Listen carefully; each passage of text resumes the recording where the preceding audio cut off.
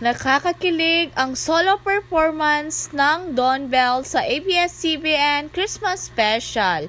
At ang nakakatuwa pa ay hindi talaga nakakalimutan ni Donnie ang kanilang mga fans. Dahil sinabi niya live na Bablis natin. At nakakatuwa pa, sabi ni Donnie, Merry Christmas everyone. At sabi pa nga niya, Merry Christmas Tink. And sagot naman ni Bell, Merry Christmas nato. Maliwanag na maliwanag dahil masaya ang Christmas ng mga Don Bell fans at mga Bablis. Dahil kitang-kita natin kung gaano kasaya sila sa isa't isa. The way they were just smiling the start at each other after their solo performance. The way they were just smiling and starting at each other after their solo performance felt like a we made it moment both for them and for us. Malayo na pero malayo pa.